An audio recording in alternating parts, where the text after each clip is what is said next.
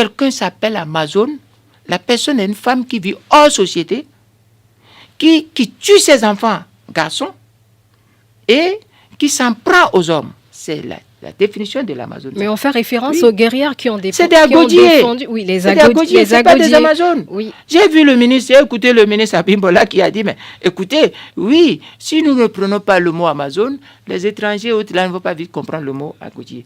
Ce qui veut dire que si au cours de l'argent, on va s'aliéner. Non. Les agodiers d'Abomey sont de braves guerrières victorieuses.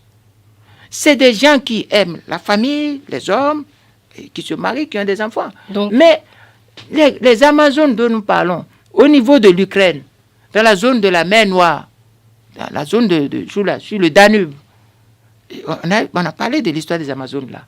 Mais c'est des femmes qui vivent hors de la société, qui viennent périodiquement en ville, lorsqu'elles ont envie de faire l'amour, de faire ci. Et puis quand elles finissent, elles s'en vont. Si elles sont enceintes et qu'elles mettent au monde des enfants, elles tuent tous les enfants garçons. Donc il faut renommer, ou les rejettent. Il faut rebaptiser agodier. D'abord même, rien ne s'appelle Amazon. Et vous savez, j'ai dit dans mon article, on fait tout ça là, dans une conception futuriste d'après le pouvoir. Je ne voulais pas. C'est triste. C'est comme notre statut qu'on a placé au niveau de l'aéroport. Et les gens disent qu'il ne faut pas en parler. Bioguerra n'a pas sa place à l'aéroport. Bioguerra, c'est une personne dont nous connaissons l'histoire. Ça représente le Bénin, tout ça. Madame, on verra quand on va faire. C'est comme aussi, c'est pas la faute du pays. Parce que c'est comme aussi le nom Bénin. C'est comme aussi le nom Bénin. Pas l'ignorance. On a fait beaucoup de choses pour aliéner. Vous savez, l'art identitaire est un art historique. Il faut faire très attention quand on parle de ces choses. Il y a des choses, on les fait d'une manière, et ça ne répond à rien, c'est pour aliéner. Bioguerra à l'aéroport. Sur un cheval, comme ça, la guerre est à l'aéroport. Il veut faire la guerre à l'aéroport. Vous voyez la posture même. Ce n'est pas bon. On montre que c'est des gens qui ne réfléchissent pas. Et quand on parle des Amazones, mais rien ne s'appelle Amazon. Et même quand on parle des agodiers, ce n'est pas à cette place qu'il fallait. Il fallait la mettre où? Il y a des endroits où on peut mettre. Comme? Nous aurons l'occasion. J'ai dit dans mon article beaucoup de choses. Je ne souhaite pas que notre émission soit des choses là. Et puis que le temps va passer. D'accord. Il y a de bonnes choses, peut-être que je pensais que sur lesquelles on va parler. Bon. Oui, on va évoluer dans ce débat pour clore ce chapitre entre vous et les autres acteurs politiques. On a vu, vous avez claqué la porte quand vous étiez sous le régime Yahi, sous le régime Talon aussi. Vous nous les avez quand même présentés. On se rappelle du Tchéké tonitruant. Est-ce que finalement, c'est pas Candide Azanaï qui se trompe? Non. Le progrès dans le changement. Ça, je vous cite Einstein, je vous cite aussi Victor Hugo. Et je vais vous citer même d'autres philosophes qui ont dit ça. Ce n'est pas... Vous savez, ce qui est permanent, c'est les valeurs, les principes que nous suivons. C'est la permanence qui est là. Le reste là, lorsque vous faites chemin avec quelqu'un et que la personne transgresse le chemin, vous n'avez pas à le suivre. Voilà un peu ce qu'il va vous répondre. D'accord. J'écoute ça là par des gens un peu faibles qui ne m'ont rien trouvé comme reproche, d'ici, dit ça. Mais ils n'ont qu'à voir tous mes discours depuis le début. Mes discours sont constants. C'est pas parce que le soleil quitte l'Est et va vers l'Ouest que le soleil cesse d'être le soleil. Parce qu'il y a une question qui fait la constante du soleil, c'est la puissance et la trajectoire qui font de ce soleil quelque chose de constant et puissant. Ce n'est pas le fait que la Terre tourne et que vous pensez que c'est le soleil qui tourne. Oui, mais quand la personne qui nous dit que le soleil se lève à l'ouest et se couche à l'est, chaque dans fois, l'illusion. Et il revient et il nous dit non, que c'était pas ça. Non. On va dire, le soleil ne se lève ne se couche pas, madame. C'est la Terre qui tourne. C'est un exemple, oui. Par exemple, c'est la Terre qui tourne. C'est la Terre qui tourne.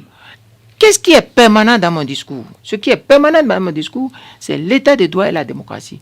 Mais je pouvais, quand je suis ministre, je pouvais dire, bon, ça suffit. Ça suffit. Mais je ne peux pas me contenter des avantages au point d'avoir une crise, d'avoir une confusion entre mon identité et mon être. Mon discours doit être conforme à ma conviction. Et c'est ce que je défends. Et vous allez voir, in fine. In fine, c'est ce que je dis qui va se passer. Alors, M. Azanaï, comment vous entrevoyez 2026 ? Moi, j'ai pas... Je suis en 2023. Oui, mais le temps passe très vite aussi. Non, le temps politique est long. Le temps, en une semaine, en un jour, beaucoup de choses peuvent se passer. Donc, laissez un peu ça. Et je sais qu'il y a des choses qui se susurrent. Certains pensent toucher à la conscience, faire ci, faire ça. Qui va toucher à la Constitution et pourquoi ? Mais vous entendez les rumeurs et les annonces? Non, on n'a pas entendu. Dites-nous ce que vous avez entendu. Si vous êtes journaliste majeur, et d'abord je vous connais, vous ne faites pas partie des nouveaux dans le journalisme. Vous avez assez d'étoffes, assez de références. Mais vous écoutez. Peut-être qu'on n'a pas entendu la même chose. Qu'est-ce que vous avez entendu ? Qu'est-ce que vous avez entendu? On pose des questions aujourd'hui. Aujourd'hui, c'est vous l'interviewé. D'accord. Mais j'aurais souhaité, si ça ne vous intéresse pas, on passe à autre chose.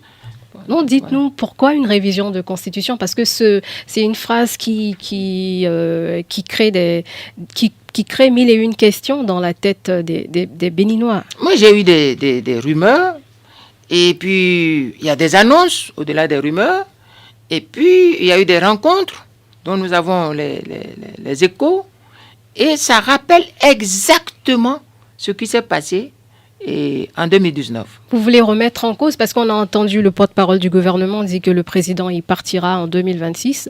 Lui-même, il l'a dit pendant des interviews.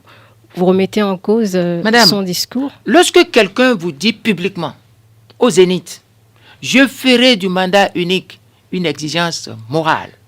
Lorsque quelqu'un vous a dit ça, en plein jour, devant tout le monde, à une occasion grandissime, solennellement grandissime, et que cette personne, non seulement n'a pas fait un seul mandat, mais a prolongé le premier mandat avant de prendre le second mandat, et que cette personne revienne, vous dit, je ne le ferai jamais, c'est fini, j'ai même écrit dans la Constitution, et je suis allé jusqu'à dire, à vie, vous pouvez continuer à croire, moi je ne crois pas. Mais pour le premier mandat, ce n'était pas dans la Constitution, il avait la latitude de faire un deuxième mandat. Ce qui est supérieur pour un homme, c'est son engagement moral public. Les constitutions, c'est là. Mais lorsque l'individu dit quelque chose publiquement et s'engage, et jusqu'à dire une exigence morale, si la personne-là arrivait à remettre cela en cause pour quelque raison que ce soit, la personne n'a pas d'exigence morale. Et celui qui n'a pas d'exigence morale, on ne peut pas avoir confiance en cette personne. Encore que dans la Bible, il est dit, malheur à l'homme qui fait confiance à l'homme pour ceux qui croient en la Bible. Mais cette suspicion, elle a l'air de revenir à chaque fin de mandat. Ce n'est pas une suspicion. Nous sommes en politique. Nous sommes en politique. Sous Kérékou, même avec Touche pas ma Constitution. Nous sommes en politique. Et l'homme politique a visé et prévient en posant des hypothèses. Moi, je pose des hypothèses. Donc, c'est que des hypothèses. Il y a des annonces. Il y a des rumeurs. Et à partir de ça, je vous dis ce qui s'est passé en 2019, ça peut revenir. On peut arriver à une révision de la Constitution par voie